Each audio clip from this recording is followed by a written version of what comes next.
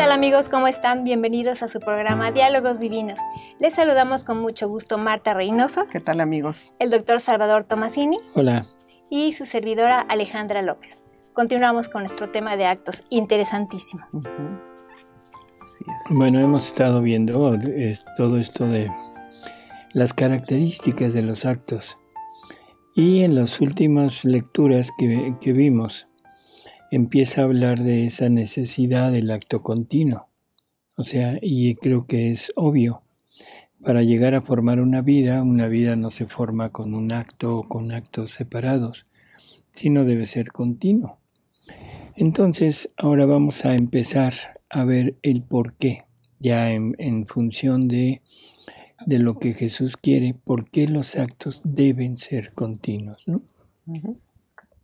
Comenzamos con el volumen 32, la lectura 20, agosto 13 de 1933. Dice Jesús: tú debes saber que mi querer divino tiene siempre pronto un acto nuevo para dar a la criatura, pero si no vive junto, no se habitúa a hacer sus actos unida con mi querer para formar de ellos uno solo. No lo puede dar. Creo que esto es importante, ¿no? Hay que recordar que en Dios también tiene pasiones. ¿Así? Uh-huh. Así es. Y Jesús dice que es una pasión divina de su voluntad el querer hacer vida junto con la criatura. Uh-huh. Es curioso la palabra porque nosotros la interpretamos generalmente mal. Sí.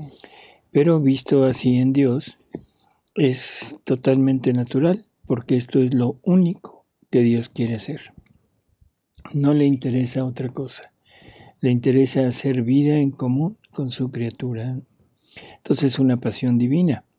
Y lógico que si no es un acto continuado, Él no puede estar continuamente dando ese acto que Él necesita darnos para que nosotros podamos hacer esta vida junto con Él. Y recordar que siempre, cada acto que Dios da, es un acto siempre nuevo.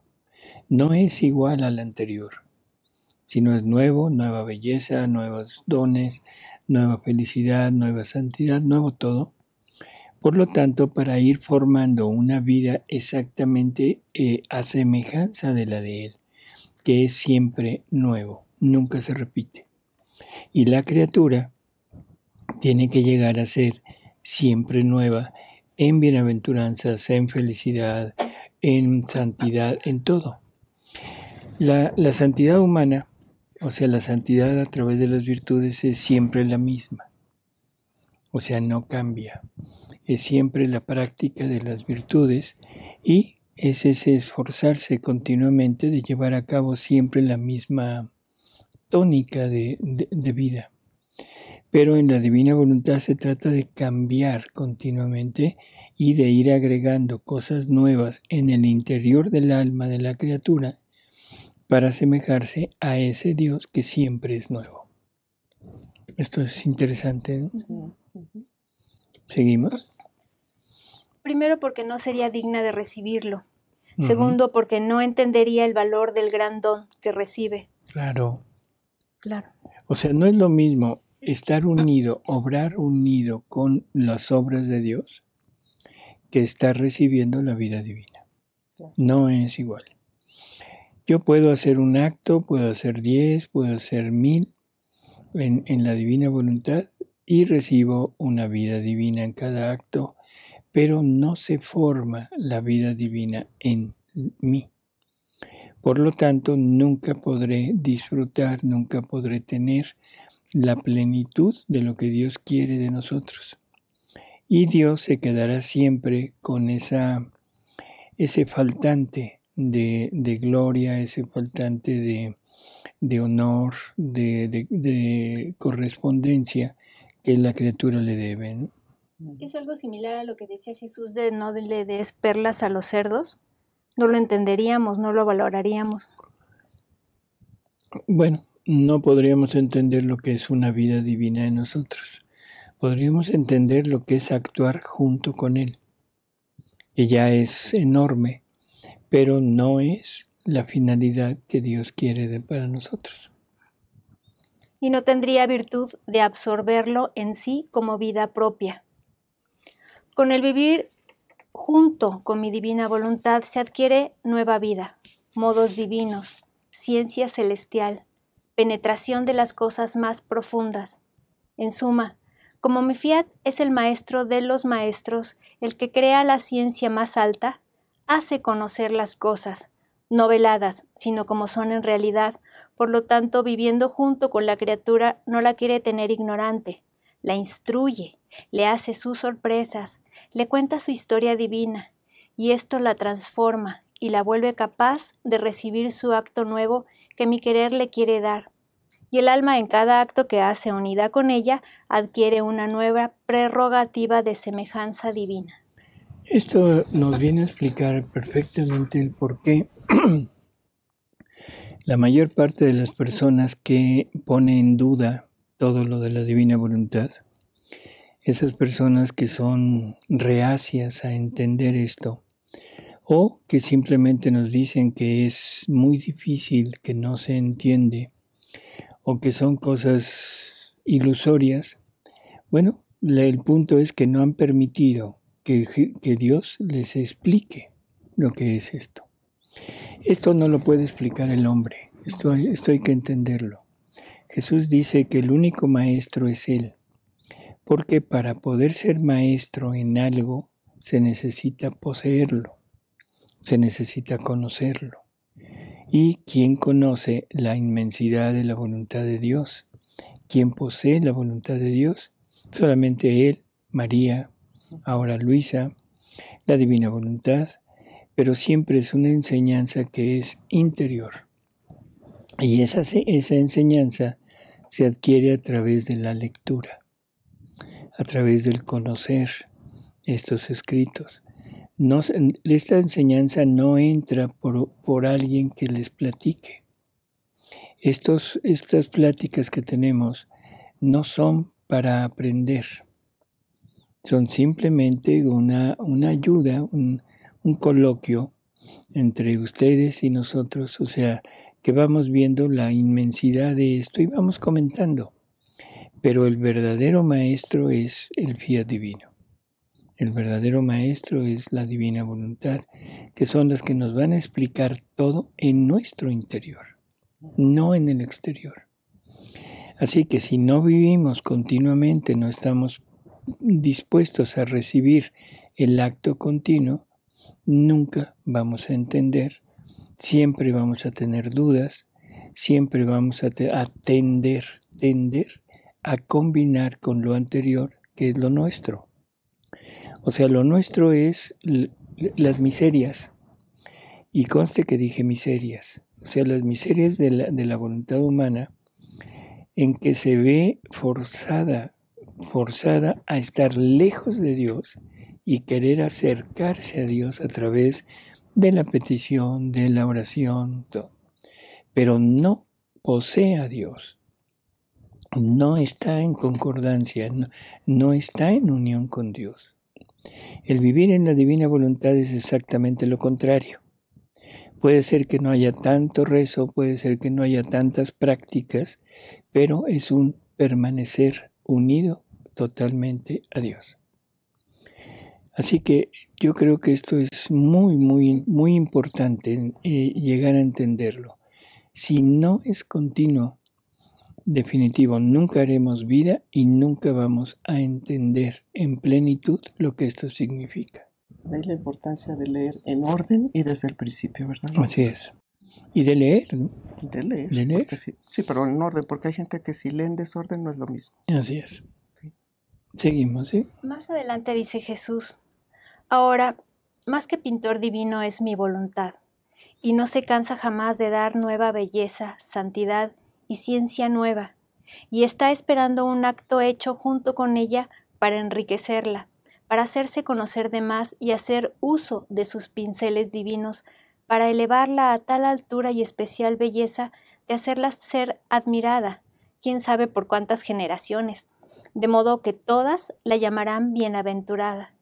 Y quien tiene el bien de mirarla se sentirá feliz, todos los actos nuevos recibidos de Dios en virtud de que ha obrado en mi querer, la alabarán y ensalzándola la harán conocer como la obra más bella de mi fiat divino. Su quererse a bajar a vivir con la criatura, su delirio divino, es señal de que quiere hacer cosas grandes de ella y dignas de su potencia creadora.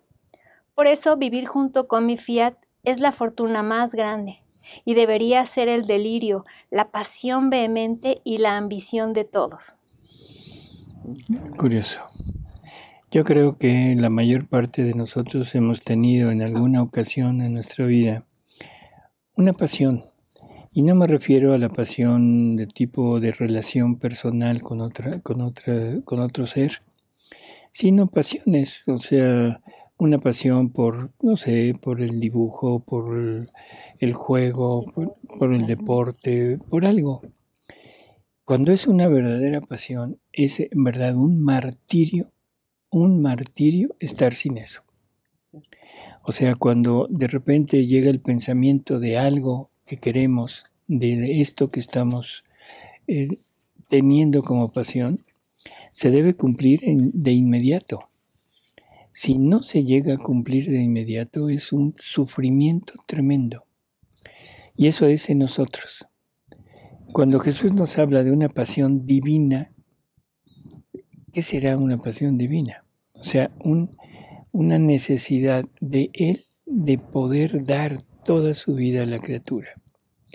Y la criatura se lo impide.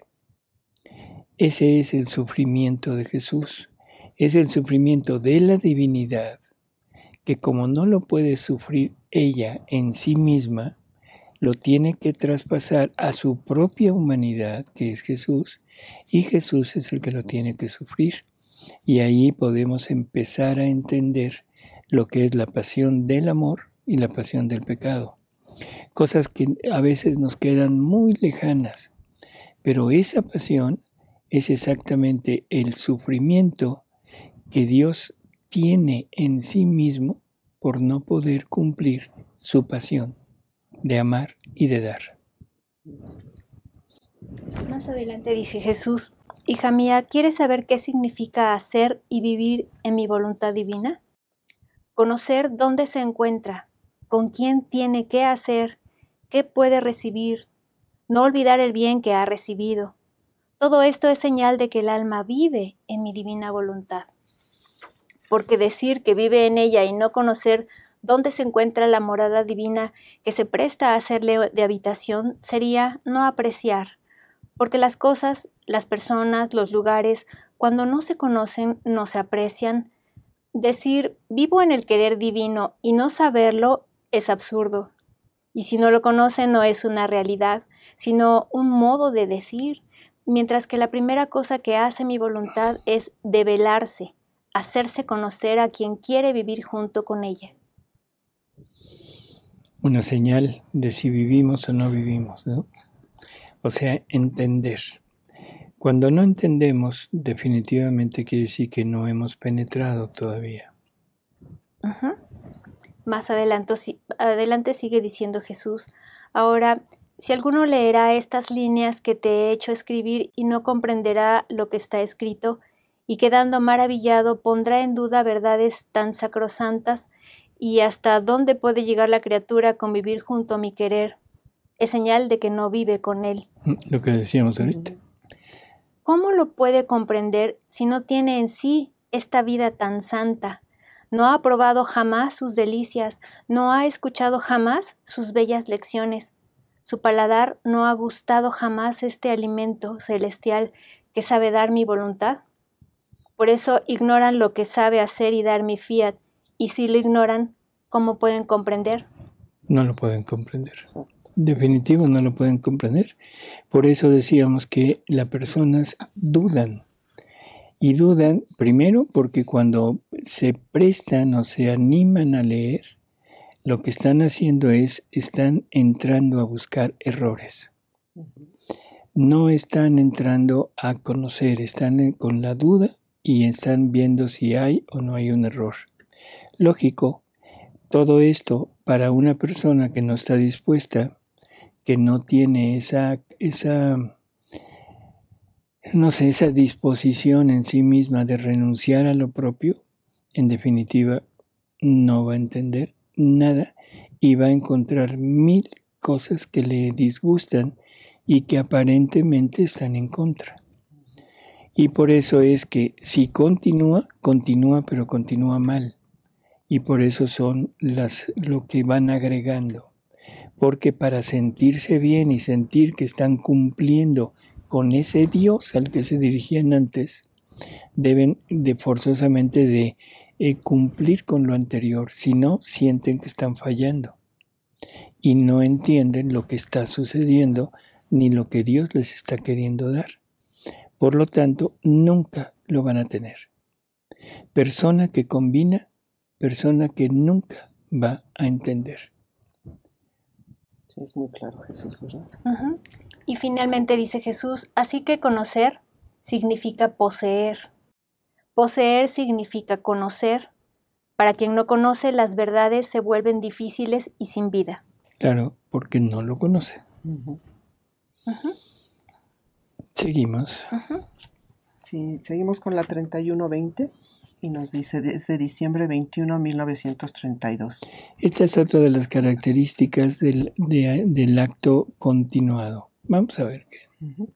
Dice, hija bendita, quiero decirte la razón por la que quiero que la criatura reciba el don de mi voluntad en todos sus actos y me dé otras tantas veces la suya, porque si en un acto sucede este intercambio y en otro no, en el acto donde no hay intercambio se forma el vacío en el alma.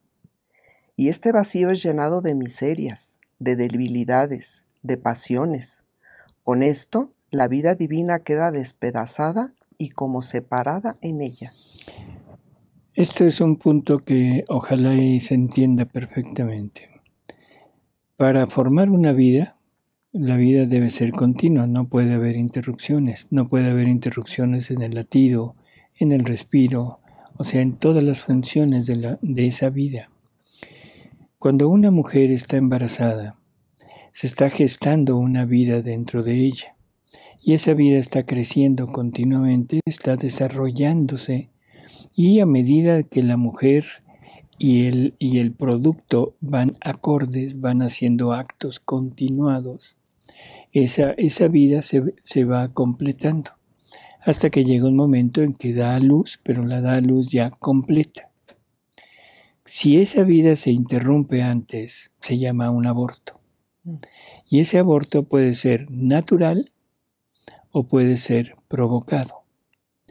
Bueno, ahora vamos a compararlo con esto que estamos leyendo. La persona, no importa si es hombre o es mujer, está gestando una vida divina en su interior. Y los actos que están haciendo que esta vida que se está gestando crezca, madure, son los actos realizados en la divina voluntad. Si de repente esos actos se interrumpen, es como si en el bebé se interrumpiera el latido, se interrumpiera todo el respiro que la madre le está pasando, el oxígeno, en fin.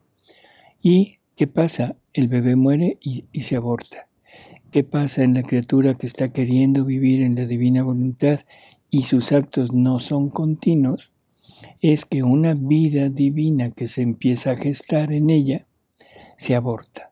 Estos son abortos divinos.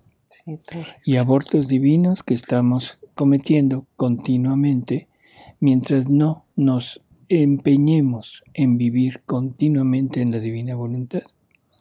Quedaremos con actos y esos actos, cada uno de esos actos es vida divina. Pero esos actos quedan fuera, no quedan en la criatura. Tan quedan fuera que como la criatura no tiene capacidad de poderlos tener, esos actos son llevados al cielo y estarán allá esperando que la criatura llegue para que le sean restituidos, pero no quedará esa criatura con vida divina ella.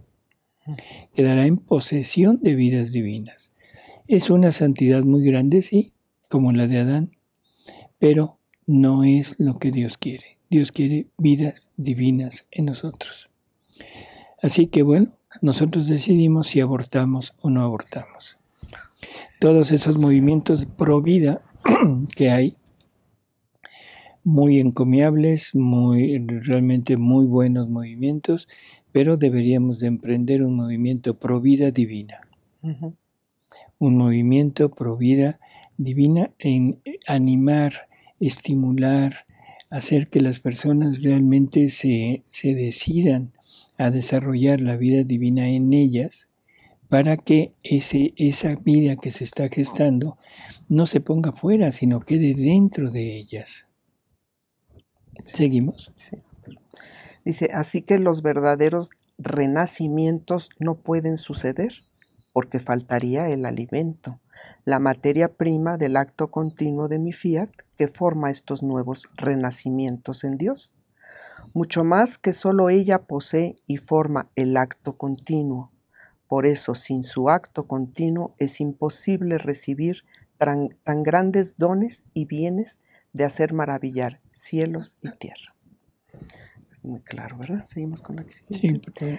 La siguiente es 28-29 de octubre 18, 1930, y nos dice, hija mía, cada acto hecho en mi divina voluntad forma una resurrección divina en el alma.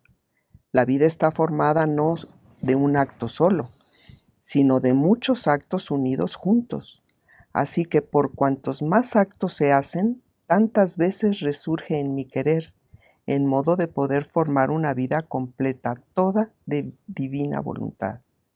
Y así como la vida humana está formada de tantos miembros distintos para poder formar su vida, y si hubiera un solo miembro, no se podría llamar vida, y si faltase algún miembro, se llamaría vida defectuosa, así los repetidos actos hechos en mi querer sirven como si formasen los diversos miembros de voluntad divina en la criatura.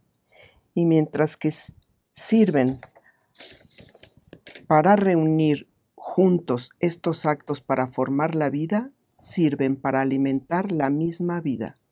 Y así como mi divina voluntad no tiene término, así cuantos más actos se hacen en ella, tanto más crece su vida divina en la criatura.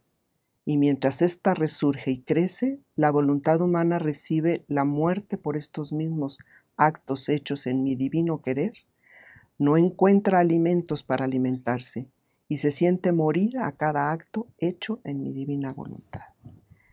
Pero qué dolor, cuántas veces la criatura hace su voluntad en sus actos, tantas veces hace morir la mía en su acto. Oh, cómo es escalofriante ver que un querer finito pone fuera de su acto a un querer infinito, que quiere darle vida de luz, de belleza, de santidad. Muy claro, ¿verdad? Hay que estar atentos siempre, Muy ¿verdad? Así es. Si queremos hacer vida en la divina voluntad, vida divina en nosotros, ¿no? La lectura 12-120 de enero 1, 1920 nos dice, hija mía, ¿qué trastorno hará el mundo? Los flagelos correrán más dolorosos que antes, tanto que no hago más que llorar su triste suerte. Después ha agregado, hija mía, mi voluntad es como una rueda, y quien en ella entra queda encerrado dentro, y no encuentra abertura para salir de ella. Y todo lo que hace queda fijado al punto eterno y desemboca en la rueda de la eternidad. Pero ¿sabes cuáles son los vestidos del alma que vive en mi querer? No son de oro, sino de luz purísima. Y esta vestidura de luz le servirá como espejo para hacer ver a todo el cielo cuantos actos ha hecho en mi querer. Porque en cada acto que ha hecho en mi voluntad, me ha encerrado a todo yo. Y esta vestidura estará adornada de tantos espejos, y en cada uno se verá todo yo mismo. Así que desde donde sea mirada, por delante, por detrás, por la derecha, por la izquierda, me verán a mí, y multiplicado en tantos por cuantos actos ha hecho en mi querer. O sea que cada acto es una vida que se multiplica, una vida divina, y bueno, esos mismos actos serán como alimento para desarrollar la vida que se está formando en nosotros. Dice, vestidura más bella no podría darle. Será el distintivo exclusivo de las almas que viven en mi querer. Yo he quedado un poco confundida al oír eso, y él ha agregado, ¿cómo? ¿Dudas de esto? ¿Qué no sucede lo mismo en las hostias sacramentales? Si hay 1000 hostias, 1000 Jesús hay, y a 1000 almas me doy en comunión todo entero. Y si hay 100 hostias, hay 100 Jesús, y me puedo dar en comunión solo a 100. Así, en cada acto hecho en mi voluntad, el alma me encierra dentro y yo quedo sellado dentro de la voluntad del alma. Así que estos actos hechos en mi querer son comuniones eternas, no sujetas como las hostias sacramentales a consumirse las especies, y que con el consumirse las especies mi vida sacramental termina. En cambio, en las hostias de mi voluntad no entra ni harina ni ninguna otra materia. El alimento, la materia de estas hostias de mi voluntad, es mi misma voluntad, eterna unida con la voluntad del alma, eterna conmigo. No sujetas estas dos voluntades a consumirse. Ojo con esto. La voluntad divina eterna, por supuesto, no hay problema. Pero cuando la voluntad humana creada se une a la voluntad divina, en ese momento la voluntad humana adquiere las características de la voluntad divina y se vuelve eterna. ¿Por qué? Porque la voluntad divina la extiende en todas sus obras y por lo tanto ahora la voluntad humana nunca ha dejado de estar junto a la divina voluntad, o sea, eterna. Por eso Jesús aquí dice, es eterna, ¿sí? A mí se me hace maravilloso esto que está diciendo, ¿no? Cuando el hombre obra con su voluntad humana, entonces ahí ya esa voluntad eterna se corta. ¿Cómo? Sí, o sea, cuando se hacen actos divinos porque se obra con la voluntad divina, pero en cuanto el hombre utiliza su voluntad humana para hacer sus actos, entonces esa eternidad con la voluntad divina se corta. Uh-huh. Y entonces es cuando ya sale y ya no es vida. Y ya te sales de esa eternidad y te regresas al tiempo. Y ahí es donde das muerte a la vida que se estaba formando. O sea, tu vida que se está formando en la eternidad. Es una vida divina, pero una vida divina que encierra todo lo que Dios es. O sea, una vida igual. Por lo tanto, es una vida que no tiene principio y no tiene fin. ¿Sí? Y a la hora que Jesús nos dice esto, ¿qué nos está diciendo? Te vas a estar unida conmigo y eternamente. Te sales, te regresas al tiempo y dejas de ser eterna. ¿Pero eso se va a ver reflejado ya al final? O sea, ya al final cuando lleguemos a la visión beatífica, ¿se van a ver esos cortes? ¿O se va a ver todo junto, como una película, todo Depende pegado? de cómo mueras. Si mueres, si mueres como vida divina, es todo junto. Si mueres en un acto de voluntad humana, o sea que no estés haciendo vida en ese momento, te quedarán como actos, como vidas divinas que te pertenecen, pero no la vida divina. Y por lo tanto, tu permanencia en la eternidad no existe. De ahí la importancia de estar continuamente en la divina voluntad. Así es. Si no es así, definitivo, no tienes capacidad de poderlo hacer. Unir todo.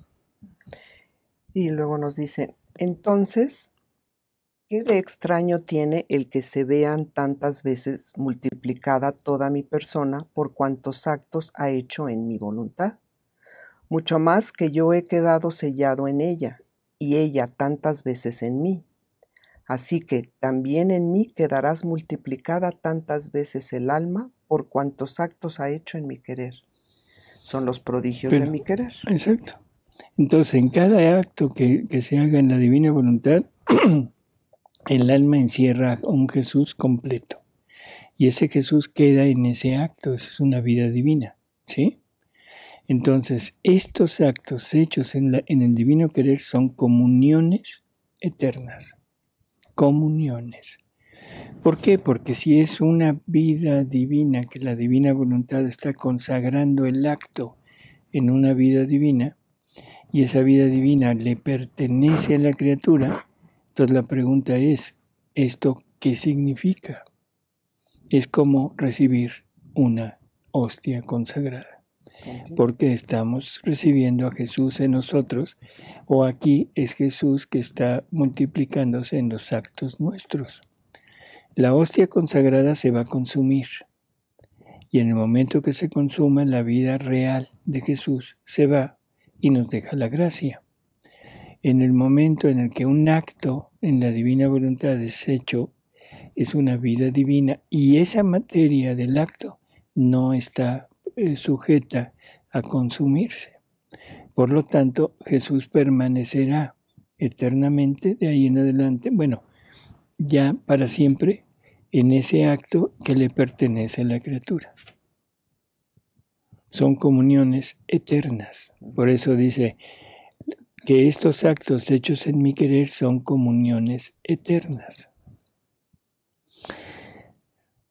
¿Continuamos? Uh-huh. La que sigue es la 3522 de diciembre 18, 1937. Dice, estoy en poder del querer divino, el cual no hace otra cosa que hacer salir de sí mares de luz y de amor, pero parece que no está contento si no ve la vida de luz de su voluntad y al pequeño amor de la criatura, que saliendo de ella se encuentran juntos, se besen, se amen con un solo amor. Oh, si ve esto, como hace fiesta y en su énfasis de amor dice, la vida de mi voluntad está dentro y fuera de la criatura, así que la poseo, es toda mía. Entonces yo pensaba, ¿el pequeño amor de la criatura no desaparece en el mar inmenso del amor divino?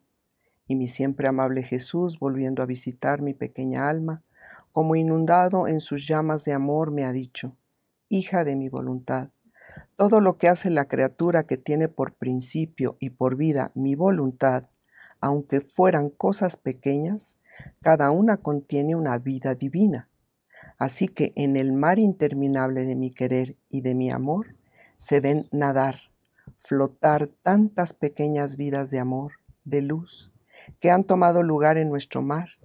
Y oh, cómo nos sentimos correspondidos, porque es vida de amor que nos ha dado en su pequeño amor, y vida de luz que nos ha dado al hacer sus actos, porque han sido formados en el centro de la vida de nuestro fiat, que poseyendo la verdadera vida, todo lo que sale de él son vidas, que primero las crea, las forma en él, y después las pone fuera, como dándolas a luz de su seno divino.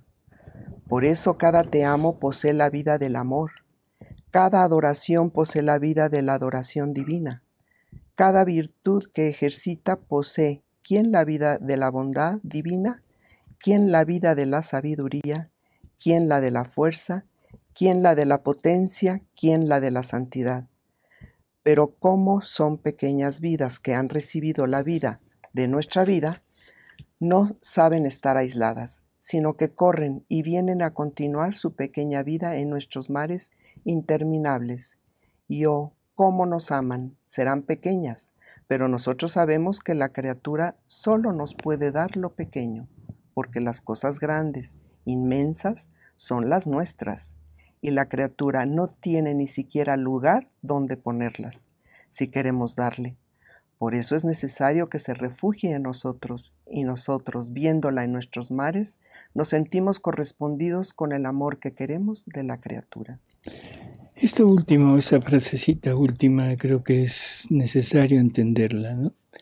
Nos sentimos correspondidos con el amor que queremos de la criatura, no con el amor que le queremos dar nosotros, no con el amor de una voluntad humana pequeña, limitada, que él agradece, que él lo toma como bueno, pero no es lo que él quiere recibir, no es lo que él quiso desde el momento que pensó en la creación de nosotros. Así que queremos realmente darle algo a Él que quiera, algo que le agrade, algo que desee, vivir en la divina voluntad, para poderlo amar con el amor de Él. Si no, estamos siempre limitando lo que le estamos dando. Continúa Luisa diciendo, yo he quedado pensativa acerca de lo que Jesús me ha dicho. Y él ha agregado, ¿quieres verlo para que te convenzas de lo que te digo? Ahora, mientras estaba en esto, mi amado Jesús me hacía ver sus mares interminables, los cuales investían cielos y tierra, y el pequeño amor de la criatura y todo lo demás hecho en su querer divino, como tantas vidas, pequeñas pero bellas, que nadaban en estos mares. ¿Quién permanecía en la superficie para mirar fijamente a su Creador? ¿Quién corría a sus brazos? Una lo abrazaba, otra lo besaba, alguna otra se adentraba en el mar. En suma, le hacían miles de mimos, caricias y estratagemas a aquel de quien habían recibido la vida. El Ser Supremo las miraba, pero con tal amor que llamaba a toda la corte celestial a festejar junto con él y decía a todos, mírenlas cómo son bellas. Estas vidas formadas por los actos de la criatura, por mi voluntad, son mi gloria, mi triunfo, mi sonrisa, son el eco de mi amor, de nuestra armonía, de nuestra felicidad. Ahora, ¿sí? O sea, creo que es más o menos la misma idea, ¿no? Vamos a poner acá, dice el te amo. Dice Jesús, el te amo, los actos hechos en mi querer, pueblan el cielo. Estas pequeñas vidas se difunden donde quiera, en toda la creación, en los santos, en los ángeles. ¿Y cuántas no corren en torno a la reina? Donde quiera quieren su puesto. Llegan a descender en los corazones de las criaturas de la tierra y dicen entre ellas, ¿cómo es que nuestro Creador debe estar sin nuestra pequeña vida de amor en los corazones humanos? Ah, no, somos pequeñas. Podemos entrar en ellos y amamos a nuestro Creador por ellos. Estas pequeñas vidas son el encanto de todo el cielo, son las más grandes maravillas de nuestro ente supremo, son las que verdaderamente corresponden a nuestro eterno amor. Tienen locuras tan extrañas de amor que al solo mirarlas se conoce que son hijas nuestras, vidas formadas y creadas por nuestro querer divino. Ese es el punto, ¿no? Dios quiere vidas. Dios obras tiene todas, todo lo que ha hecho, ahí están las obras, pero no tiene vidas. En esos mares interminables de Él, de felicidad, de bienaventuranza, de santidad, de pureza, de todo, pero no hay vidas. Entonces ahora Él está deseando que haya criaturas que tomen esas cosas, esos atributos de Él y lo conviertan en vida a través de la divina voluntad, o sea, uniéndonos al querer divino, y esas vidas son lo que está Él aquí mencionando, ¿no? Y que hace fiesta, llama a toda la corte celestial y las presume. Eso es lo, o sea, vean esto, qué hermoso.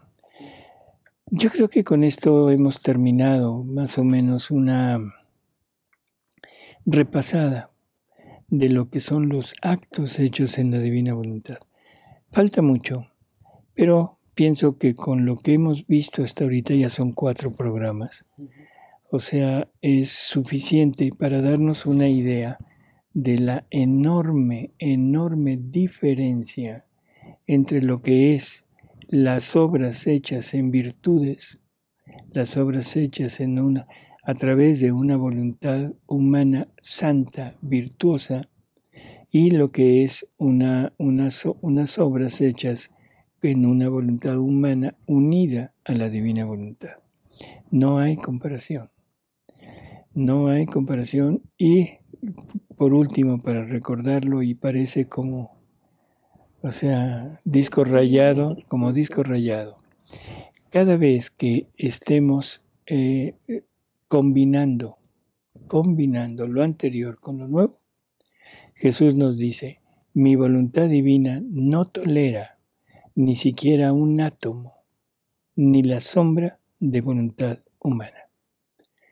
Cada quien sabe lo que decide y lo que debe hacer. Bueno, pues agradecemos a Martita, a Ale París, que nos sirve aquí de manager. Sí. Gracias. Y nos vemos en el próximo programa. Gracias, amigos. Hasta luego, amigos.